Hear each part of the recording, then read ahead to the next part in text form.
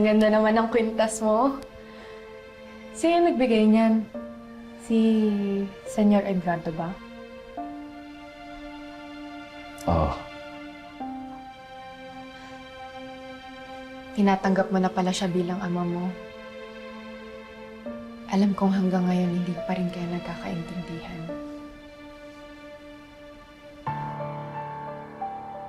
Magkakampi kami. Sapat na yan.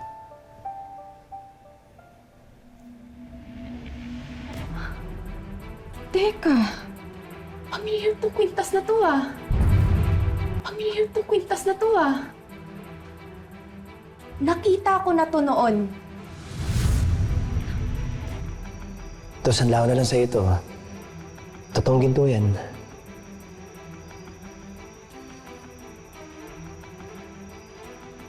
Ito na lang naiwan sa akin ng mga tunay kong magulang eh. Alam ko na! Kay Moises to. Suot-suot to ni Moises. Gusto niya pa nga isang lato sa akin eh. Kaya lang wala akong pera. Moises na kaibigan mo? Oo. Paano siya magkakaroon ng ganito? Mga anak lang tagapagmana meron ito.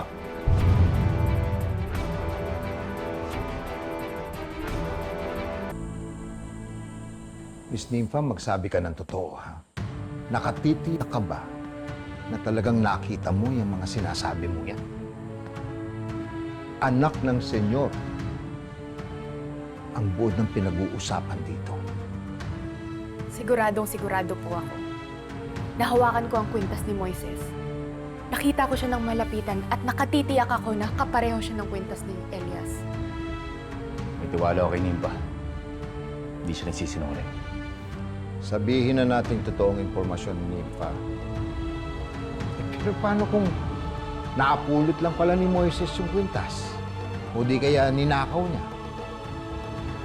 Mas mabuti pang kausapin natin si Moises para siya magbigay linaw sa lahat. Posible din naman po na si Moises ang nawawalang kapatid ni Elias. Baka sa kanya nga po talaga ang kwintas.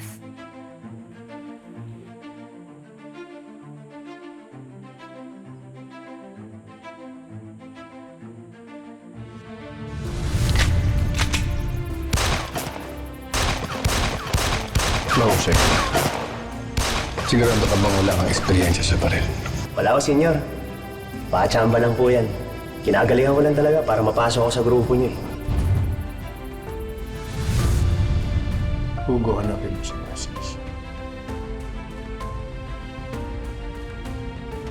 Iharap mo siya sa akin.